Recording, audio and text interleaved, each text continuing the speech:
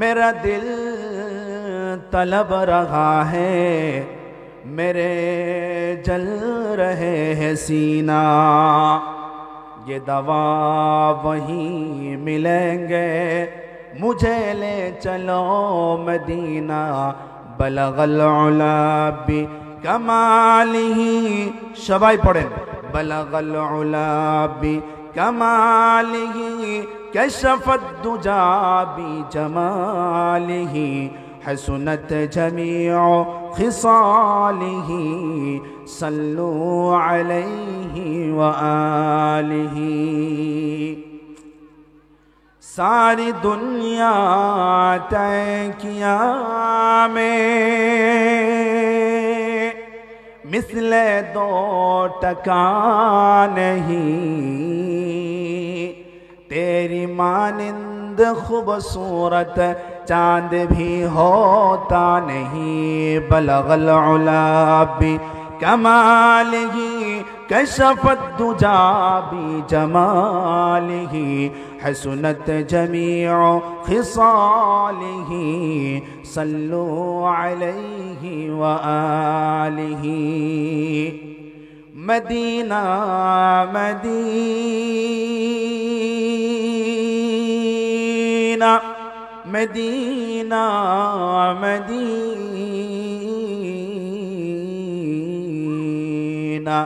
मोमिनों की गुनगुनाहट दीदारे मदीना। बलगल उला बि कमालिही, कशफत दुजा बि जमालिही, हसनत जमीउ खिसालिही, सल्लू अलैहि व आलिही।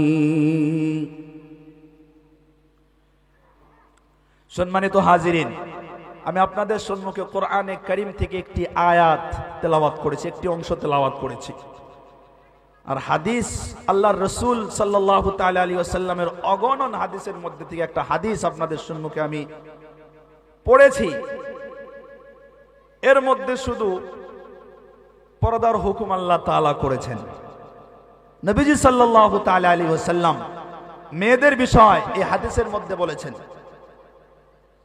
সর্বপ্রথম আল্লাহ রাব্বুল আলামিন নবীজি সাল্লাল্লাহু তাআলা আলাইহি ওয়াসাল্লামকে সর্বপ্রথম বললেন, ওয়াকুল লিল মুমিনাতি ইয়াগুযুযনা মিন আবসারিহিন্না ওয়া ইয়াহফাযনা ফুরুজাহুন্না ওয়া লা ইউবদিনা যিনাতাহুন্না ইল্লা মা যাহারা মিনহা। আল্লাহ রাব্বুল আলামিন নবীজি সাল্লাল্লাহু তাআলা আলাইহি ওয়াসাল্লামকে সম্বোধন করিয়া বলতেছেন, আল্লাহ তাআলা বলেন, ও হাবিব, আপনি পৃথিবীর জমিনে মুসলমান মহিলাদেরকে, পৃথিবীর জমিনে আপনার উম্মতের মধ্যে মুসলমান নারীদেরকে আপনি জানিয়ে দেন, তাদেরকে বলে দেন তারা যেন নিজের দৃষ্টিটা নিচের দিকে করে রাখে। আল্লাহর রাসূল সাল্লাল্লাহু তাআলা আলাইহি ওয়াসাল্লাম এই বিষয় সাহাবীদেরকে জানিয়ে দিয়েছেন। আমার ভাইরা, আমার পর্দানিশী মা ও বোনেরা, অন্তরের কান দিয়া কথাগুলা শুনবেন। আল্লাহ তাআলা সর্বপ্রথম যেটা হুকুম দিয়েছেন সেটা হলো যে আপনার দৃষ্টিগুলা নিচের দিকে করে রাখবেন।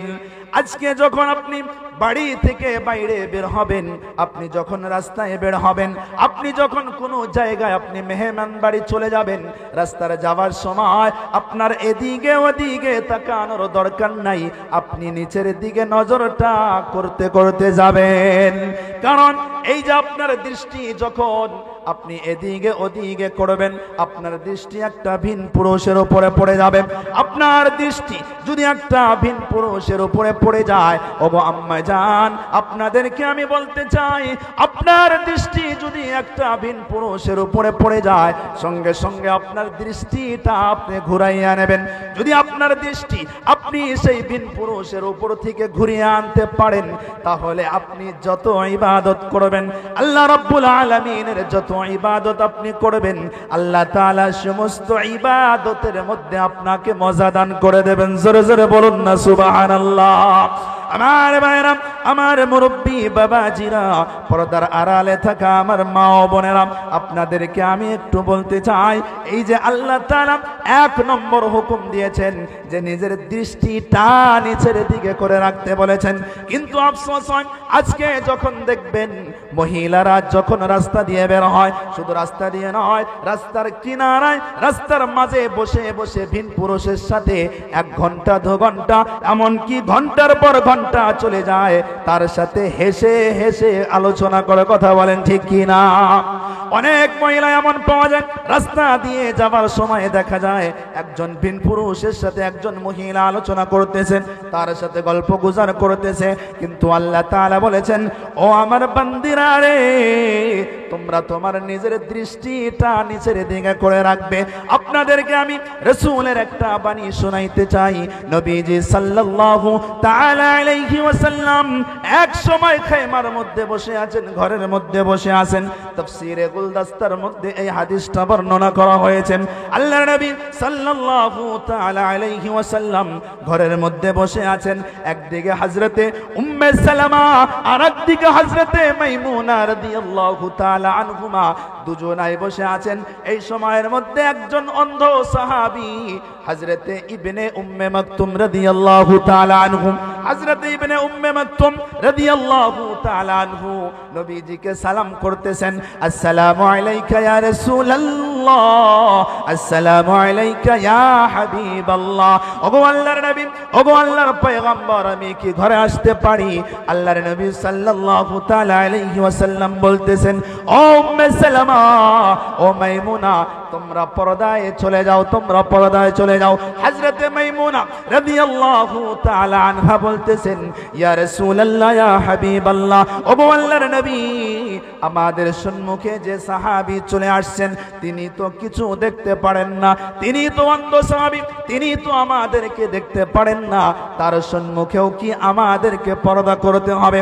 আল্লাহর নবী সাল্লাল্লাহু তাআলা আলাইহি ওয়াসাল্লাম বলতেছেন, ও মাইমুনা, হয়তো সে সাহাবী তোমাদেরকে দেখতে পারে না, কিন্তু তোমরা দুজন তো তাকে দেখতেছো। জোরে জোরে বলুন না সুবহানাল্লাহ। এই হাদিসের মাধ্যমে কি পাওয়া গেল? নবীজি সাল্লাল্লাহু তাআলা আলাইহি ওয়াসাল্লাম বলতেছেন, হয়তো ইবনে উম্মে মাকতুম তো তোমাদেরকে দেখতেছে না, কিন্তু তোমরা দুজন তো তাকে দেখতেছো। এর মানে কি পাওয়া যায়? এর মানে মহিলারা একজন ভিন পুরুষের দিকে তাকাতে পারবে না। তদরূপ একজন পুরুষ, একজন নারী যার সাথে বিবাহ জায়েজ আছে, তার দিকে এমন ভাবে জরুরত ছাড়া তার দিকে তাকানো জায়েজ নাই, তার দিকে তাকানো জায়েজ নাই। 1 নম্বর হুকুম ছিল এটা। আল্লাহ তাআলা 1 নম্বর হুকুম দিয়েছেন যে তোমরা নিজের দৃষ্টিটা নিচের দিকে করে রাখো। কিন্তু এখনকার যুবকদের হালত দেখবেন, যুবকদের অবস্থা দেখবেন, রাস্তা দিয়ে যাচ্ছে সে, রাস্তার পাশে যদি 2টি মেয়ে দেখা যায়, এমন ভাবে তাকিয়ে থাকে তার সম্মুখে কি আছে সে দেখতে পারে না। কথা বলেন ঠিক কিনা? এমন পরিস্থিতি। কিন্তু আল্লাহ বলেছেন, উভয়কে বলেছেন, নারী পুরুষ দুজনাকেই বলেছেন যে তোমরা কি করো, নিজের দৃষ্টিটা নিচের দিকে করে রাখবে। আমরা রাস্তা দিয়ে যাই, রাস্তা দিয়ে যাওয়ার সময় কারো বাড়িতে থাকি, কারো বাড়িতে এমন ভাবে ঝাঁকে থাকি, কারো বাড়ির মা ঝিকে দেখি। এই অভ্যাসটা ছেড়ে দিতে হবে আমাদেরকে। এটা গুনাহের কাজ, এই গুনাহ আমাকে আপনাকে ছাড়তে হবে। এটা 1 নম্বর হুকুম ছিল। দ্বিতীয় হুকুম, ওয়ায়াহফাজনা ফুরুজাহুন্না, তোমরা তোমাদের নিজের ইজ্জতের হিফাজত করো, তোমাদের লজ্জা স্থানের হিফাজত করো। আল্লাহ রাব্বুল আলামিন মহিলাদেরকে জানিয়ে দিতেছেন, হে আমার বান্দিরা, তোমরা নিজের ইজ্জত, নিজেকে তোমরা পবিত্র রাখো, নিজেকে তোমরা পাক ও পবিত্রতা রাখো। আমার ভাইরা, এই যে একজন নারী, তার সবথেকে বড় সম্পদ হলো তার ইজ্জত। কথা বলেন ঠিক কি না?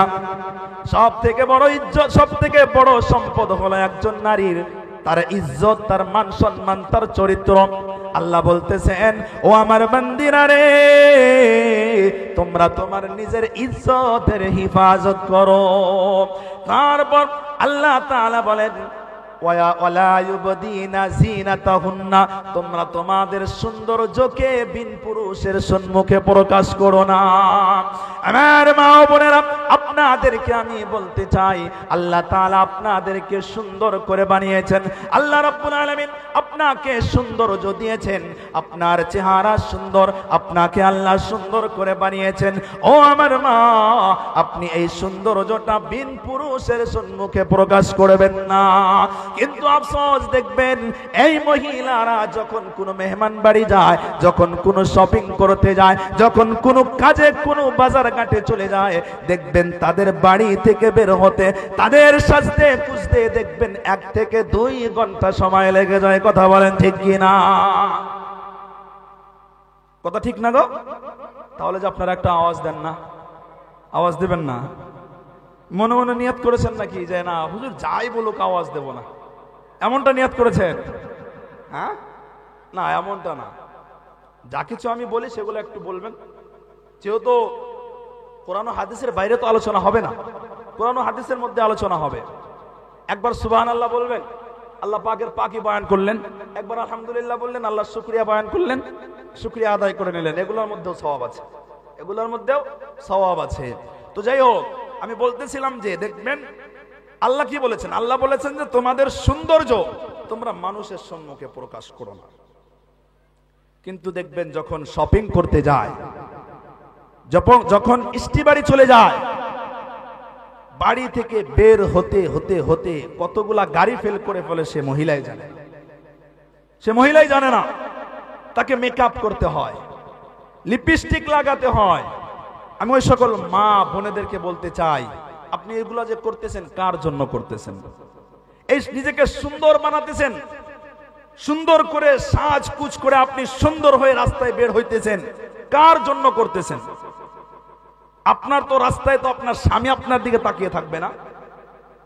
রাস্তা দিয়ে যে আপনি যাবেন, রাস্তা দিয়ে যাবার সময় আপনার দিকে তো একজন বিন পুরুষ তাকিয়ে থাকবে। আমি তাদেরকে একটু বলতে চাই, আপনি যে এই তাকাইতেছেন, আপনার দিকে যে পুরুষেরা তাকাইতেছে, একটা নয় দুটা নয়, কত শত শত পুরুষ আপনার দিকে খারাপ নজরে তাকাবে, তার চোখের জেনা হবে। একটা কথা মনে রাখবেন, তার যে চোখের জেনা হয়েছে, তার তো একটা চোখের জেনা হয়েছে, কিন্তু আপনার যদি 100 জন পুরুষ আপনার দিকে খারাপ নজরে তাকায়, তাহলে সেই 100 জনের পুরুষের চোখের জেনার গুনাহ আপনার আমলনামায় লেখা হবে। জোরে জোরে বলুন না নাউজুবিল্লাহ। কিন্তু অনেক স্বামী, অনেক বাবা, অনেক বড় ভাই গর্ববোধ করে যে আমার বোন রাস্তায় বের হইতেছে, কত সুন্দর হয়ে বের হইতেছে। অনেক স্বামী গর্ব করে যে আমার স্ত্রী এত সুন্দর, তাকে সাজিয়ে গুজিয়ে বাইকের পিছনে তুলে রাস্তা দিয়ে ঘোরায়। অনেক বাবা এমন গর্ববোধ করে, এটা তার জন্য গর্বের বিষয় না, তার জন্য দুর্ভাগ্যের বিষয়। সেজন্য আল্লাহ তাআলা বলেন, তোমরা যখন রাস্তায় বের হবে, তোমাদের সৌন্দর্যগুলা বিন পুরুষের সম্মুখে প্রকাশ করবে না। আমি ওই সকল মাদেরকে বলবো, ও আম্মা জান, আপনি যত সুন্দর, আপনি যত সুন্দর হতে পারেন, নিজে যত সাজতে পারেন, এটা বিন পুরুষের জন্য নয়। আপনি নিজে সাজবেন, আপনার স্বামীর সম্মুখে সাজবেন। আপনি যদি লিপস্টিক লাগাতে চান, আপনি যদি মেকআপ করতে চান, আপনি যদি কাজল লাগাতে চান, তাহলে সুন্দর করে সেজে আপনার স্বামীর সম্মুখে দাঁড়াবেন। আপনার স্বামী আপনার দিকে তাকিয়ে থাকবে, আপনার স্বামীর অন্তরটা ঠান্ডা হয়ে যাবে, আপনার স্বামীর অন্তরটা শীতল হয়ে যাবে। এই তাকানোর কারণে আল্লাহ তাআলা আপনাদের দুজনের মধ্যে এত সুন্দর মহব্বত সৃষ্টি করে দেবেন, এত সুন্দর মহব্বত পয়দা করে দেবেন যে এই মহব্বত মৃত্যুর আগ পর্যন্ত আর কোনোদিন ছিন্ন হবে না। জোরে জোরে বলুন না সুবহানাল্লাহ। যেখানে সাজার দরকার সেখানে সাজে না। সাজার দরকার কোথায় গো? নিজের স্বামীর সম্মুখে। সেখানে না সেজে অন্য জায়গায় সাজে, সেখানে না সেজে অন্য জায়গায় সাজে।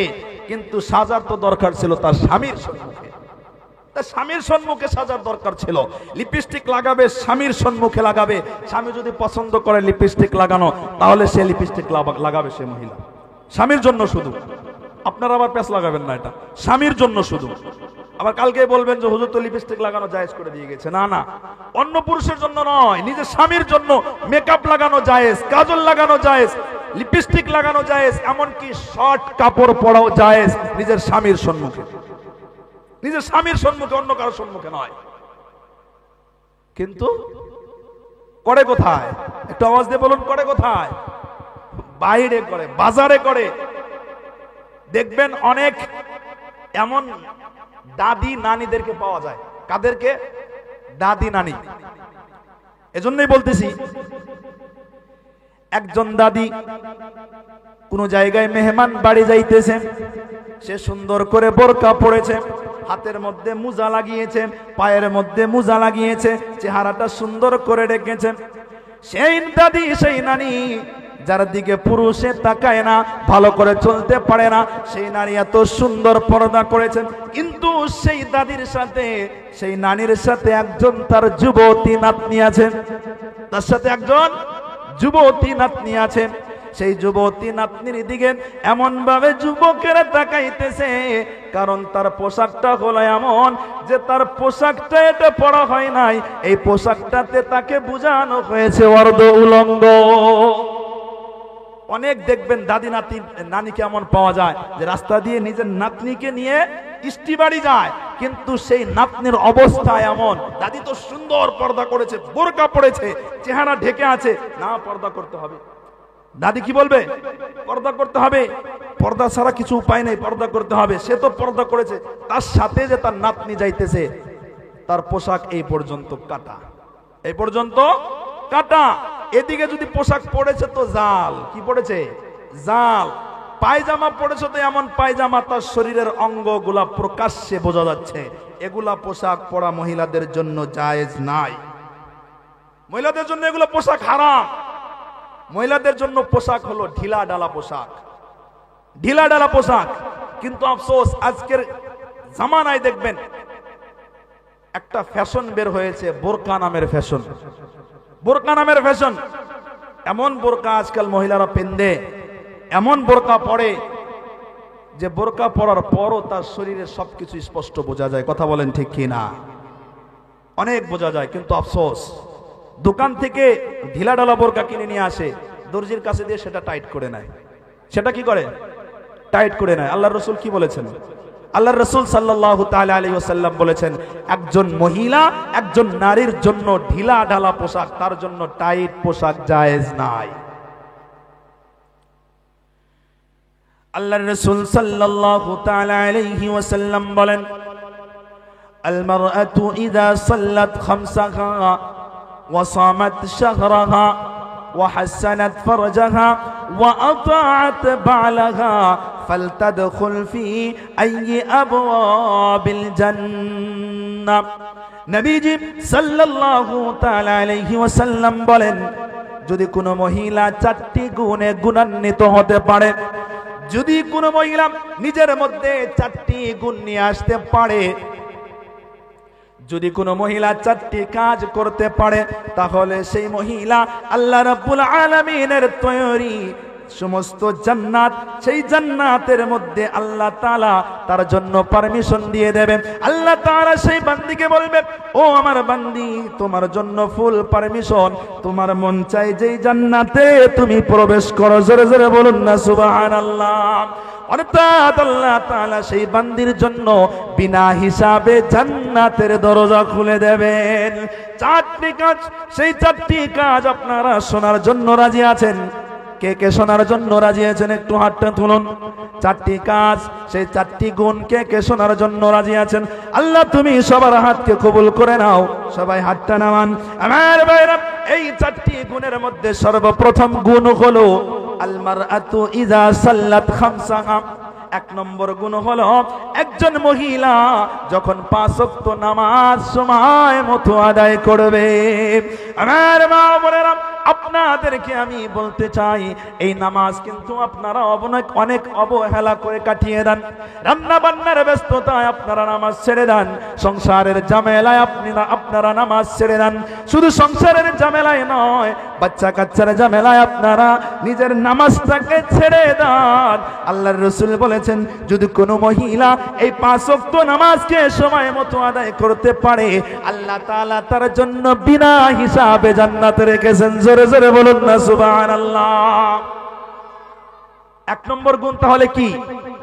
5 ওয়াক্ত নামাজ। 1 নম্বর গুণ 5 ওয়াক্ত নামাজ। আচ্ছা বলেন তো দেখি, এই নামাজ শুধু মহিলাদের জন্য আল্লাহ ফরজ করেছেন? শুধু মহিলাদের জন্য ফরজ করেছেন, পুরুষদের জন্য ফরজ করেন নাই? তাহলে আমরা তো পড়ি না নামাজ। অনেকেই তো নামাজ পড়ি না, ক্ষেত খামারে কাজ করার মধ্যে নামাজ ছেড়ে দিলাম, ব্যবসা বাণিজ্যের মধ্যে নামাজ চলে গেল আমার, চাকরি বাকরির মধ্যে নামাজ শেষ, এমনকি অবহেলায় বিছানায় শুয়ে শুয়ে ফোন দেখে দেখে মোবাইল চালিয়ে চালিয়ে আমার নামাজ চলে গেল। আল্লাহ তাআলা সেই কাল কিয়ামত কঠিন হাসরের দিনে আল্লাহ তাআলা সর্বপ্রথম বান্দার কাছ থেকে যখন হিসাব নেবে, বান্দা সর্বপ্রথম সেখানে ফেসে যাবে। আল্লাহর নবী সাল্লাল্লাহু তাআলা আলাইহি ওয়াসাল্লাম একটি হাদিস বলেছেন, আউয়ালু মা ইউহাসাবু বিহিল আবদু ইয়াউমাল কিয়ামাতি আস-সালাহ।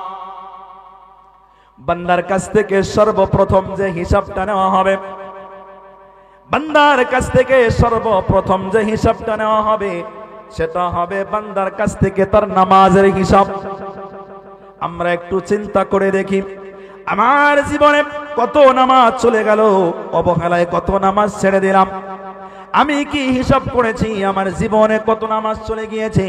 আমি কি একটু চিন্তা করেছি সেই কাল কিয়ামত কঠিন হাসরের দিনে রব্বুল আলামিনের সম্মুখে দাঁড়াইয়া আমি আমার নামাজের হিসাবটা কিভাবে মিলাবো? সেজন্য আমি বলবো, ও আমার যুবক, তোমাদেরকে হাতে ধরে পায়ে ধরে বলতেছি, আর কতদিন নামাজ থেকে দূরে থাকবে, আর কতদিন মসজিদ থেকে দূরে থাকবে, আর কতদিন আল্লাহর দিন থেকে দূরে থাকবে? এখনো সময় আছে, এখনো সময় আছে।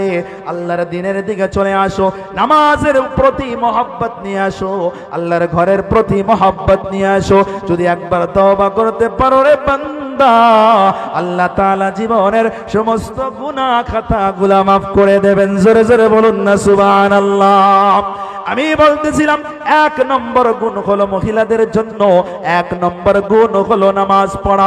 আমার মা ও বোনেরা, যে অবস্থায় থাকেন না কেন, যে হালতে থাকেন না কেন, যে কাজে ব্যস্ত থাকেন না কেন, যখন নামাজের সময় হয়ে যায় সঙ্গে সঙ্গে আপনি নামাজটা আদায় করে নেবেন, সঙ্গে সঙ্গে আপনি নামাজটা আদায় করে নেবেন। 2 নম্বর কাজ হলো আপনাদের জন্য, 2 নম্বর গুণ হলো ওয়াসামাত শাহরাহা। 2 নম্বর গুণ হলো রমজান মাসের রোজা রাখা। রমজান মাসের রোজা রাখা। আমার মা ও বোনেরা, আপনাদের জন্য আল্লাহ তাআলা এই যে নবীজি হাদিস বলেছেন, 2 নম্বর গুণ বলেছেন, এই গুণ হলো রমজান মাসের রোজা রাখা। আমরাও এটা জানি যে পরিপূর্ণ মাস আপনারা রোজা রাখতে পারেন না, আপনাদের অসুবিধার কারণে পরিপূর্ণ মাস রোজা রাখতে পারেন না, তাই বলে আপনি এই ফজিলত থেকে দূরে যাবেন না। আপনি যখন পাক পবিত্র হয়ে যাবেন, আপনার এই রমজান মাসের রোজার কাজাগুলো আপনি অন্য মাসে করবেন, এই রমজানের কাজা আপনি অন্য মাসে করবেন। অন্য মাসে করার সাথে সাথে আল্লাহ তাআলা আপনার আমলনামায় এই ফজিলতটা দিয়ে দেবেন। এখন বলেন তো দেখি, এখানেও শুধু মহিলাদের জন্য আল্লাহ রোজাকে ফরজ করেন নাই? করেছেন? শুধু মহিলাদের জন্য করেছেন না পুরুষদের জন্য করেছেন? সবার জন্য করেছেন, নারী পুরুষ সবার জন্য করেছেন রোজাকে ফরজ। আর এটা এমনি আল্লাহ তাআলা এমনি শোনান নাই, হাদিসে কুদসিও নন, বরঞ্চ আল্লাহ তাআলা কোরআনে কারীমের মধ্যে ঘোষণা দিয়ে বলেছেন। আল্লাহ রাব্বুল আলামিন বলেন, ইয়া আইয়ুহাল্লাযীনা আমানু কুতিবা আলাইকুমুস সিয়াম কামা কুতিবা আলাল্লাযীনা মিন ক্বাবলিকুম লাআল্লাকুম তাত্তাকুন। আল্লাহ রাব্বুল আলামিন বলেন, ও আমার ঈমানদারেরা, ও আমার ঈমানদারেরা, আমানু আমানু, এখানে আমানু শব্দ ব্যবহার করা হয়েছে। আমানুর মধ্যে নারীও দাখিল আছে, আমানুর মধ্যে পুরুষও দাখিল আছে। আল্লাহ তাআলা নারী পুরুষ দুজনাকেই বলতেছেন, ও আমার ঈমানদার বান্দারা, ও আমার ঈমানদার বান্দিরা, তোমাদের উপরে আমি রব্বুল আলামিন রমজান মাসের রোজাকে ফরজ করে দিলাম। জোরে জোরে বলুন না সুবহানাল্লাহ। আমার ভাইরা, আমার মুরব্বী বাবাজিরা, পর্দার আড়ালে থাকা আমার আম্মা জান, বুবু জানেরা, এই যে এখানে বলা হয়েছে কুতিবা, তাফসীরে জালালাইনের মধ্যে বলা হয়েছে কুতিবা অর্থাৎ ফুরিজা, তোমাদের জন্য ফরজ করে দেওয়া হয়েছে, আমাদের জন্য ফরজ করা হয়েছে। আল্লাহ সামনে বলেন, বান্দা শুধু তোমাদের জন্য নয়, তোমাদের পূর্বে আরো যত উম্মত ছিল তাদের জন্য আমি রোজা ফরজ করেছিলাম। হ্যাঁ, তোমাদের রোজা রাখার ধরন আলাদা, তাদের রোজা রাখার ধরন ছিল আলাদা। আমাদের জন্য আল্লাহ তাআলা রোজা রাখার একটা সিস্টেম দিয়েছে, সেটা হলো সুবে সাদিক থেকে নিয়ে সূর্য ডোবা পর্যন্ত কোনো বস্তু খাওয়া যাবে না, কোনো বস্তু পান করা যাবে না, স্বামী স্ত্রী সহবাস করা যাবে না। এর নাম হলো রোজা। এই যে আমার আপনার জন্য এই তিনটি কাজ, এক নম্বর হলো কোনো জিনিস খাওয়া যাবে না, দুই নম্বর হলো কোনো জিনিস পান করা যাবে না, তিন নম্বর হলো স্বামী স্ত্রীর সহবাস করা যাবে না। এই সমস্ত কাজ থেকে বাঁচবে যে বান্দা, এই সমস্ত কাজ থেকে নিজেকে বাঁচিয়ে রাখা, এর নাম হলো রোজা। এখন আমি যদি রোজা রাখি আমার কি লাভ হবে, আমি যদি রোজা রাখি আমার কি ফায়দা হবে? আল্লাহ তাআলা বলেন, লাআল্লাকুম তাত্তাকুন। ও বান্দা, তোমরা যদি রমজান মাসের রোজা রাখো, তোমরা যদি আমি আল্লাহর ভয়ে রমজান মাসের রোজা রাখো, ও বান্দা, তোমরা পরহেজগার হয়ে যাইবা, তোমরা তাকওয়াওয়ালা হয়ে যাইবা। আর সেই তাকওয়া পরহেজগারির মাধ্যমে আমি রব্বুল আলামিনের নৈকট্য তোমরা লাভ করবা। জোরে জোরে বলুন না সুবহানাল্লাহ। আল্লাহ তাবারক তাআলা কোরআনে কারীমের মধ্যে রোজাকে ফরজ করেছেন, শুধু নারীর জন্য নয়, পুরুষের জন্য ফরজ করেছেন। এই রোজা আমাদের সম্মুখে, বেশি দেরি কি গো? সম্ভবত মার্চের 1 তারিখ, মার্চ মাসের 1 তারিখে তারাবি পড়তে হবে, সম্ভবত আর কি মার্চ মাসের 1 তারিখে তারাবি পড়তে হবে। তাহলে 2 তারিখে রোজা হয়ে যাবে। তাহলে শুধু সম্মুখে ফেব্রুয়ারি মাসটা আছে, আর এই মাসে জানুয়ারি মাসের কিছুদিন, এই কয়টা দিন পর আমাদের রোজা চলে আসছে। এই রোজাকে আমরা গুরুত্ব দেই না, রোজাকে আমরা গুরুত্ব দেই না। দেখবেন যখন রোজা আসে, সর্বপ্রথম দেখবেন সবার বাড়িতেই রোজা রাখতেছে, সবাই রোজা রাখতেছে, ছোট বড় সবাই, ছেলে মেয়ে সব রোজা রাখতেছে। কিন্তু হঠাৎ কি হয়ে যায়, 2-4 দিন যাওয়ার পর দেখবেন অর্ধেক মানুষ রোজা ভেঙে দিচ্ছে। কথা বলেন ঠিক কিনা? এমন করে কিনা? আল্লাহর নবী কি বলেছেন? মান সামা রমাযান ঈমানান ওয়া ইহতিসাবান গুফিরা লাহু মা তাকদ্দামা মিন যামবি ওয়া মান কামা রমাযান ঈমানান ওয়া ইহতিসাবান গুফিরা লাহু মা তাকদ্দামা মিন যামবি ওয়া মান কামা লাইলাতাল কদরি ঈমানান ওয়া ইহতিসাবান গুফিরা লাহু মা তাকদ্দামা মিন যামবি। আল্লাহর নবী সাল্লাল্লাহু তাআলা আলাইহি ওয়াসাল্লাম বলেন, যদি কোনো বান্দা রমজান মাসের রোজা, কোনো বান্দা রমজান মাসের রোজা রেখেছে, অন্তরের মধ্যে ঈমান নিয়া সওয়াবের আশা করে, মানুষকে দেখানোর জন্য নয়, অন্তরের মধ্যে ঈমান সওয়াবের আশা করে বান্দা রমজান মাসের রোজা রেখেছে, আল্লাহ রাব্বুল আলামিন সেই বান্দার জীবনের পিছনের সমস্ত গুনাহ খাতাগুলো মাফ করিয়া দেন। জোরে জোরে বলুন না সুবহানাল্লাহ।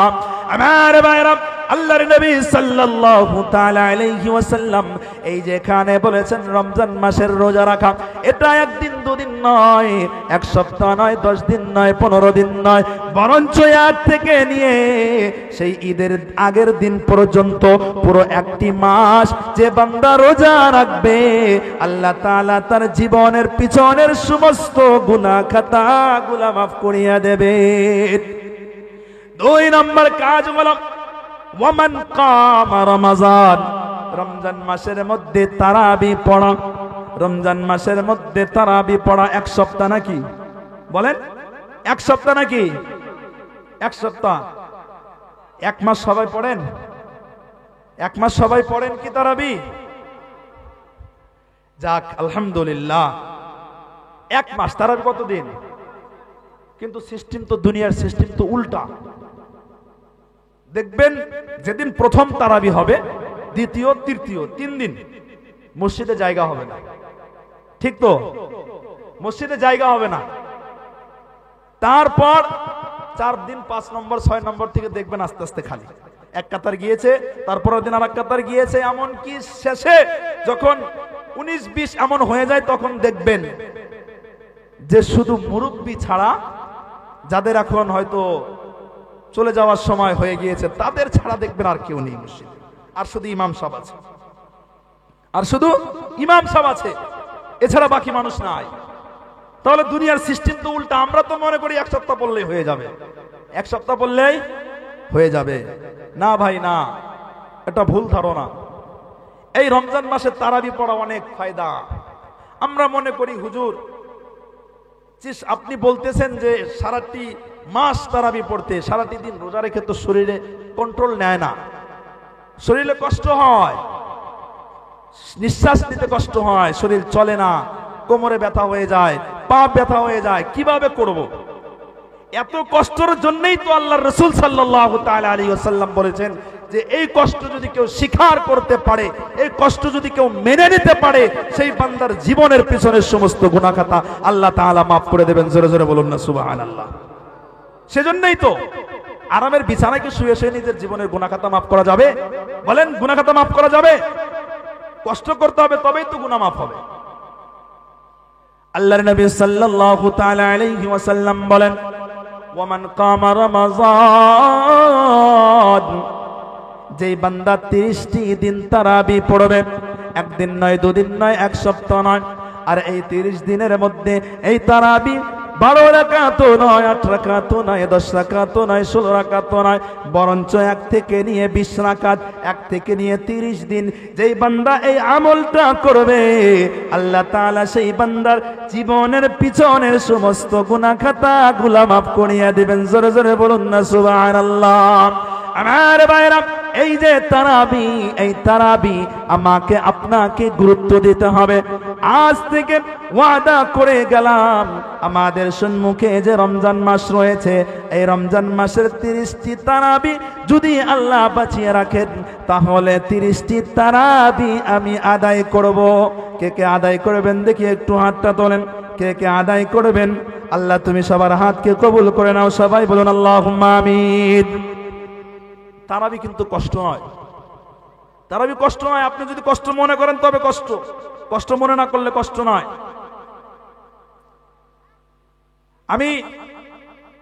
আপনারা তো তারাবি পড়েন পিছনে, হুজুররা তারাবি পড়ায়। হুজুররা কি করে? তারাবি পড়ায়। তাহলে বলতে হয়, বলতে হয়। সারাদিন না খেয়ে সন্ধ্যাবেলা ইফতারি করার পরে এমনি কিন্তু ঢেক চলে আসে। হ্যাঁ, ঢেক চলে আসে কিনা? নামাজের মধ্যে অনেক কষ্ট হয়। আলহামদুলিল্লাহ 11 বছর হয়ে গিয়েছে। আলহামদুলিল্লাহ 11 বছর লাগাতার, আলহামদুলিল্লাহ আল্লাহ পাকের রহমতে এখন পর্যন্ত খতম তারাবি মিস হয় নাই। 11 বছর সব জায়গায় আলহামদুলিল্লাহ তারাবি পড়াই। আল্লাহ পাকের রহমতে 4 বছর কলকাতাতে তারাবি পড়িয়েছি, 4 বছর কলকাতাতে। তো আমরা কষ্ট সহ্য করতে পারি, আপনারা করতে পারবেন না? করতে পারবেন না? আমিও মানুষ, আপনারাও মানুষ, হুজুররাও মানুষ, আপনারাও মানুষ, একই তো। সেজন্য ইনশাআল্লাহ সবাই তারাবির গুরুত্ব দেবেন। তারপর রমজান মাসে আরো একটি কাজ, ওয়ামান কামা লাইলাতাল কদরি ঈমানান ওয়া ইহতিসাবান গুফিরা লাহু মা তাকদ্দামা মিন যামবি। 3 নম্বর কাজ হলো এই রমজান মাসে একটি রাত পাওয়া যায়। চিল্লায়া বলেন, সেই রাতটার নাম কি? শবে কদর। শবে কদর। এই শবে কদর কোন দিন হয়? বলেন, কয় তারিখে হয় গো শবে কদর? আমরা জানি 27শে রমজান, কিন্তু হাদিস তো আছে 21 থেকে শুরু হয়। হ্যাঁ, হাদিস কিন্তু আছে, রাসূলের হাদিস। রাসূলুল্লাহ সাল্লাল্লাহু তাআলা আলাইহি ওয়াসাল্লাম বলেছেন যে শেষের 10 দিনের মধ্যে যতগুলা বেজোড়া রাত আছে, সেই রাতগুলোতে তোমরা শবে কদর এই ফজিলতের সময়টাকে তোমরা তালাশ করো। আল্লাহর নবী সাল্লাল্লাহু তাআলা আলাইহি ওয়াসাল্লাম সাহাবীদেরকে বলেছেন, ও আমার সাহাবীরা, তোমরা এই রমজান মাসের শেষের 10 দিনের মধ্যে যে তো যতগুলা বেজোড়া রাত রয়েছে, সেই সমস্ত রাতের মধ্যে তোমরা এই শবে কদরকে তালাশ করো। সমস্ত মুফাসসিরিনে কেরাম, সমস্ত মুহাদ্দিসিনে কেরাম এই হাদিসগুলোর মধ্যে তাতবিক দিয়েছেন। সেই তাতবিক দিয়ে উনারা 27 রাতটাকে নির্ধারিত করেছেন। আমার ভাইরা, অনেক মহিলারা জিজ্ঞাসা করে, হুজুর এই রাতে আমরা কিভাবে ইবাদত করব, কিভাবে আমরা নামাজ পড়ব, কিভাবে এই রাতে আমরা এই নামাজের জন্য নিয়ত করব, এই রাতে আমরা কোন সূরা দিয়ে নামাজ পড়ব? এই যে আমাদের প্রশ্ন, আমাদের অনেক পুরুষদের এই প্রশ্ন থাকে, মহিলাদেরও অনেক প্রশ্ন থাকে। আপনাদেরকে আমি এই 3টা বিষয় স্পষ্ট করে দিয়ে যাই। 1 নম্বর কথা হলো, এই যে শবে কদরের রাত যখন চলে আসে, এই রাতে নামাজ পড়ার জন্য আলাদা কোনো নিয়াতের কোনো জরুরত পড়ে না। আপনি যখন নামাজের জন্য দাঁড়িয়ে যাবেন, আপনি যখন শবে কদরের আপনি এই রাতের নামাজের জন্য, নফল নামাজ আদায় করার জন্য যখন আপনি দাঁড়াবেন, যখন আপনি ওযু করেছেন, তখন থেকে আপনার নিয়াত হয়ে গিয়েছে। আমার ভাইরা, এই যে নিয়াত আবার আরবি ভাষায় মুখ লড়াইয়া লড়াইয়া, জবান লড়াইয়া লড়াইয়া কওয়ার কোনো প্রয়োজন নাই। বুঝতে পেরেছেন তো? বুঝতে পেরেছেন? জবান লড়াইয়া লড়াইয়া আবার আরবি ভাষাতে নিয়াত কওয়ার কোনো প্রয়োজন নাই। যখন আপনি নামাজের জন্য ওযু করেছেন, নামাজের জন্য যখন আপনি দাঁড়িয়ে গিয়েছেন, তখন থেকে আপনি শবে কদরের নফল নামাজের নিয়াত আপনার হয়ে গিয়েছে। তারপর আরেকটা প্রশ্ন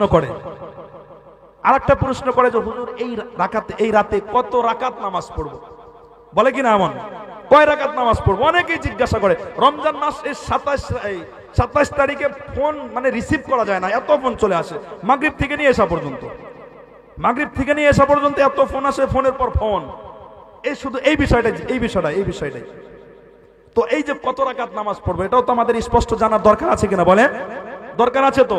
এটাও আজকে স্পষ্ট ইনশাআল্লাহ জেনে নেন। এই শবে কদরের রাতে কোনো রাকাত নির্ধারিত নাই। এই শবে কদরের রাকাতে 2 রাকাত পড়তে হবে, 4 রাকাত পড়তে হবে, 8 রাকাত পড়তে হবে, 12 রাকাত পড়তে হবে, এমনকি 20 রাকাত পড়তে হবে, 100 রাকাত পড়তে হবে, এমন কোনো নির্ধারিত নাই। আপনি যদি চান 2 রাকাত নামাজ দিয়ে সারাটি রাত ইবাদত করুন। আপনি যদি চান 4 রাকাত নামাজের মধ্যে সারাটি রাত কাটিয়ে দেন।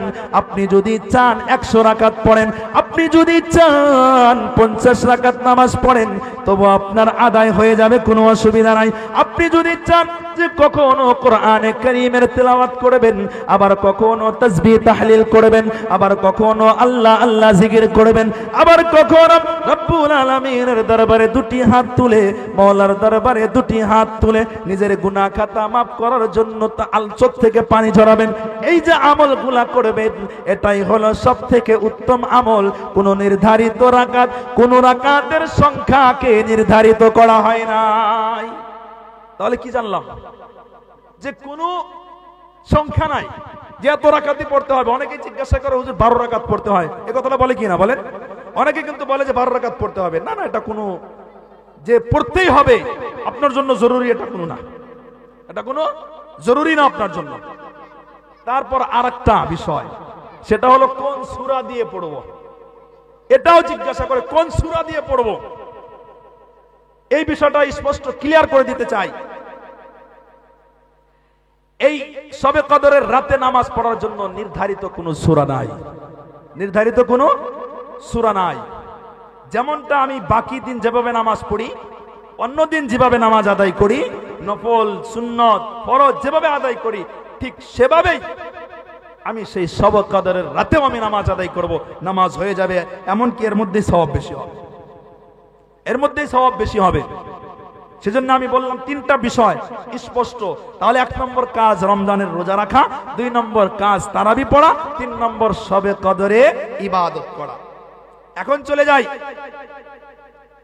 সর্বপ্রথম আমি বলেছিলাম যে মহিলা 4টি গুণে গুণান্বিত হতে পারবে, আল্লাহ তাআলা তার জন্য বিনা হিসাবে জান্নাত রেখেছেন। বলেছিলাম তার মধ্যে একটা ছিল নামাজ, দ্বিতীয়টা ছিল কি? রোজা। দ্বিতীয়টি কি ছিল? রোজা ছিল। রোজার বিষয় হয়ে গেল। এখন 3 নম্বর, আল্লাহর নবী সাল্লাল্লাহু তাআলা আলাইহি ওয়াসাল্লাম বলেন, ওয়া হাসানাত ফারজাহা, যে মহিলা নিজের ইজ্জতকে বাঁচিয়ে রাখতে পারবে, নিজের চরিত্র ভালো করতে পারবে, নিজের সম্মান বাঁচিয়ে রাখতে পারবে, যে মহিলা নিজেকে পবিত্র রাখতে পারবে, সেই মহিলার জন্য আল্লাহ রাব্বুল আলামিন নিজের সুন্দর করে যে 8টি জান্নাত বানিয়েছেন, সেই 8টি জান্নাতের দরজা সেই মহিলার জন্য খুলে দেবেন। জোরে জোরে বলুন না সুবহানাল্লাহ। নিজেকে পবিত্র রাখতে হবে। কি পবিত্র? নিজের ইজ্জত বাঁচিয়ে রাখতে হবে। আজকাল দেখুন, আফসোস, স্কুলের নামে মেলায় চলে যায়, পিকনিকে চলে যায়, পাহাড়ে পাহাড়ে ঘুরতে চলে যায়, বয়ফ্রেন্ডের সাথে সেখানে হাত ধরে ধরে ঘুরে বেড়াচ্ছে, বয়ফ্রেন্ডের হাত ধরে ধরে ঘুরে বেড়াচ্ছে। সেই মহিলা, সেই মেয়ের কি চরিত্র আছে? একজন ছেলের সাথে তার হাত ধরে ধরে ঘুরতেছে আর গর্ব করে বলতেছে, এই আমার বয়ফ্রেন্ড, এই আমার বয়ফ্রেন্ড। তার চরিত্রের কি দাম আছে? তার চরিত্রের কি দাম আছে? শুধু এটাই নয়, শুধু এটাই নয়, সম্মুখে চলে আসছে 14 ফেব্রুয়ারি। সম্মুখে কত তারিখ গো? ফেব্রুয়ারির 14 তারিখ। এটাকে কি বলে? ভালোবাসা দিবস। কি বলে? ভালোবাসা দিবস। আচ্ছা, ভালোবাসার জন্য কোন নির্ধারিত দিবস আছে বলেন? এটার জন্য আবার নির্ধারিত দিবস লাগবে? এই ভালোবাসার জন্য ভালোবাসা তো প্রত্যেকটা দিনই, তাহলে এর জন্য আবার নির্ধারিত কিসের আবার দিন? এই ছেলেটাই দেখবেন ভালোবাসা দিবসের জন্য এত পাগল, বিয়ের পর কোনোদিন নিজের বউকে একটা ফুল দিয়ে দেখে না। বিয়ের আগে অন্যের মেয়ের হাত ধরে ধরে ঘুরে বেরিয়েছে, এই 14 ফেব্রুয়ারি ঘুরে বেড়াইছে, আর যখন বিয়ে করে ফেলে কি হয়ে গেল 14 ফেব্রুয়ারি আর বোঝা যায় না। এমনকি নিজের স্ত্রীকে একটা ফুলও দিতে পারে না। কিন্তু নিজের স্ত্রীকে ফুল দেওয়া কিন্তু নবীর সুন্নত। নিজের স্ত্রীকে ভালোবেসে ফুল এনে দেওয়া নবীর সুন্নত। নিজের স্ত্রীকে ভালোবাসা নবীর সুন্নত। নিজের স্ত্রীর সাথে ঠাট্টা মস্কারি হাসাহাসি করা নবীর সুন্নত।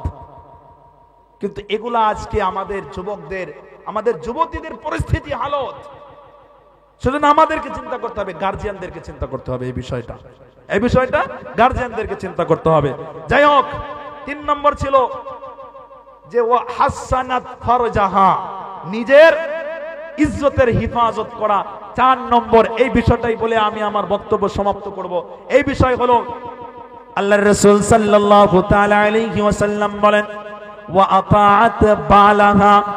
4 নম্বর হলো স্বামীর অনুগত্য করে চলা। 4 নম্বর হলো স্বামীর হুকুম মেনে চলা। মহিলারা বলতেছে, হুজুর বাকি 3টা তো ঠিক ছিল, আপনি বললেন নামাজ পড়ার কথা, সেটা মেনে নিলাম, সেটা নামাজ পড়বো। রোজার কথা বললেন, রোজাটাও মেনে নিলাম, রোজা রাখবো। তারপর ইজ্জতের হিফাজত, এটা তো আমরা করি, কিন্তু এই 4 নাম্বারটা স্বামীর হুকুম মাইনা চলা, এটা তো মেনে নিতে পারি না। কথা বলেন ঠিক কি না? ওই প্যান্ডেল থেকে মনে হয় আমার মা ও বোনেরা এমন ভাবে মনে মনে বলতেছেন, কারণ স্বামীর হুকুম যদি মানতে হয় তবে তো রাস্তাঘাটে বেরোতে পারবে না, শপিং করতে যেতে পারবে না, বিন পুরুষের সাথে আলোচনা করতে পারবে না। সেজন্য আমি আমার মা বোনদেরকে একটু সময় নিতে চাই, একটু সময় আমার মা বোনদেরকে আমি বলতে চাই, স্বামীর হুকুম মেনে চলুন। আপনার স্বামী 15-16টি ঘন্টা বাইরে কাজ করে ক্লান্ত হয়ে বাড়িতে চলে আসে, এমন অবস্থায় চলে আসে তার শরীরের মধ্যে ঘাম শেষ, ক্লান্ত হয়ে গিয়েছে। আপনার স্বামী বাড়িতে চলে আসছে, আর আপনি স্ত্রী হইয়া সেই স্বামীর পাশে না যায়া, স্বামীকে জিজ্ঞাসা না কইরা আপনি হাঁস মুরগিকে আদার খাওয়ানোর মধ্যে ব্যস্ত আছেন। কথা বলেন ঠিক কিনা? এমন মেয়ে আছে না নাই? পাথারে চলে গিয়েছে ছাগল গরু আনার জন্য, স্বামী এদিকে ক্লান্ত, 24টি ঘন্টার মধ্যে 15টি ঘন্টা সে কাজ করে বাড়িতে আসছে, সেই স্বামীর পাশে না যায় সে মুরগিকে ভাত খাওয়াইতেছে। অনেক মহিলা এমন পাওয়া যায়, কিন্তু তার জন্য দরকার কি ছিল? স্বামীর পাশে যাওয়া, স্বামীকে জিজ্ঞাসা করা, সারাটি দিন কেমন কাটলো গো, খানা দানা করেছেন? যদি অসুস্থ থাকে তার জন্য 1 গ্লাস শরবত নিয়ে আসা, যদি সে ঘেমে থাকে নিজের আঁচলটা দিয়ে একটু ঘামগুলা মুছে দেওয়া, তাকে একটু বাতাস করা, এটাই ছিল তার দরকার। কিন্তু সে হাঁস মুরগি নিয়ে ব্যস্ত। আল্লাহ রাসূল সাল্লাল্লাহু তাআলা আলাইহি ওয়াসাল্লাম বলেছেন, যখন তোমার স্বামী তোমার দিকে তাকাবে তুমি তাকে খুশি করো, তাকে তুমি খুশি করো, তাকে তুমি তার অন্তরটা শান্তি করো। এখন কিভাবে খুশি করবেন সেটা আপনার ব্যাপার। তাকে যদি খুশি করার জন্য ঠাট্টা মস্কারি ইয়ার্কি করতে হয় সেটা করে আপনি খুশি করুন। যদি তাকে আলোচনার মাধ্যমে, কথাবার্তার মাধ্যমে খুশি করতে পারেন সেভাবেই করুন, তাকিয়ে করতে পারেন সেভাবেই করুন। যদি তারপরও যদি খুশি না হয়, দরকার যদি পড়ে একটু কাতুকুতি দেওয়া, সেটাও দেন। আপনার স্বামীকে খুশি করুন। আপনার স্বামী খুশি হওয়ার পর যখন সে হাসবে, কাতুকুতি দিলে হাসে না নাই মানুষ বলেন? হাসে তো। যখন স্বামী হাসবে তখন তো স্ত্রীও হাসবে। তখন স্ত্রী হাসবে না? তখন স্ত্রীও হাসবে। হাসার সাথে সাথে তার যে কয়টা দাঁত বের হবে, একটা একটা দাঁতের বিনিময় আল্লাহ রাব্বুল আলামিন তার আমল নামায় নফল হজের সওয়াব লিখে দেবেন। জোরে জোরে বলুন না সুবহানাল্লাহ। এই হলো স্বামীর আনুগত্য। স্বামীর হুকুম অমান্য করে কতদিন চলবেন? সব থেকে বড় সম্পদ হলো স্বামী। একজন স্ত্রীর জন্য সব থেকে বড় সম্পদ স্বামী। তারপর আমি আরেকটা বিষয় বলতে চাই। এই যে মহিলারা মনে মনে ভাবে যে আমার স্বামীর সম্মুখে আমি সেজে গুজে থাকতে পারি না, আমার স্বামী খুব দাজ্জাল টাইপের। ফেরাউনের থেকে বড় কেউ দাজ্জাল আছে? ফেরাউন থেকে বড় জালিম কেউ ছিল? আর কোনোদিন হতে পারবে? কোনোদিন হতে পারবে না। ওনার স্ত্রী আসিয়া, ওনার স্ত্রী বিবি আসিয়া শুধুমাত্র ঈমান কবুল করার কারণে হাতের মধ্যে প্রাক লাগানো হয়েছে। ফেরাউন লাগিয়েছে, কোরআনের কথা বলতেছে। ফেরাউন লাগিয়েছে, কপালের মধ্যে প্রাক লাগিয়েছে, পায়ের মধ্যে প্রাক লাগিয়েছে। তবু কিন্তু আল্লাহ তাআলার কাছে বদদোয়া করে নাই যে আল্লাহ তুমি আমার স্বামীর উপরে গজব দাও। আজকাল দেখবেন একটু যদি কিছু দেওয়া যদি কম বেশি হয়ে যায়, তোমার বাড়িতে জীবনে আমি খুশি কিছু পাইলাম না, এ কথাটা বলে কিনা বলেন? সারাটি জীবন তোমার বাড়িতে ছিলাম, থাকলাম, কোনোদিন জীবনে আমি কোনো একটা মনের খুশির বস্তু পাইলাম না। আমি ওই সকল মা বোনদেরকে বলতে চাই, আপনি যে বাড়িতে 10টি বছর কাটালেন, কিভাবে কাটালেন? তাহলে কিভাবে কাটালেন? সেজন্য আমি বলতে চাই মা বোনেরা আপনারা কষ্ট নেবেন না, যেটা বাস্তব কথা সেটাই বলতেছি। যাই হোক, স্বামীর হুকুম মেনে চলবেন। এই 4টি কাজ যদি আপনারা করতে পারেন, 1 নম্বর হলো নামাজ, 2 নম্বর রোজা, 3 নম্বর হলো ইজ্জতের হিফাজত, 4 নম্বর স্বামীর হুকুম মানা। 4টা কাজ করলে আল্লাহর রাসূল সাল্লাল্লাহু তাআলা আলাইহি ওয়াসাল্লাম বলেছেন ফালতাদখুল ফি আইয়ি আবওয়াবিল জান্নাহ, আল্লাহ তাআলার বানানো যে কোনো জান্নাতে নিজ ইচ্ছায় সে প্রবেশ করতে পারবে। জোরে জোরে বলুন না সুবহানাল্লাহ। সেজন্য সবার কাছে অনুরোধ, যা কিছু আলোচনা করলাম আল্লাহ পাক যেন সবাইকে আমল করার তৌফিক দান, ভুল ত্রুটি যেন ক্ষমা করেন। সবাই আমার জন্য দোয়া করবেন, আল্লাহ পাক যেন দিনের রাস্তায় কবুল করেন। আমিও আপনাদের জন্য দোয়া করবো ইনশাআল্লাহ, আল্লাহ পাক যেন সবাইকে হেদায়েতের রাস্তা দেখিয়ে দেন। আমি এতটুকু বলে আমার বক্তব্য থেকে বিদায় নিচ্ছি। ওয়া আখিরু দাওয়ানা আনিল হামদুলিল্লাহি রাব্বিল আলামিন। আসসালামু আলাইকুম ওয়া রাহমাতুল্লাহি ওয়া বারাকাতুহু।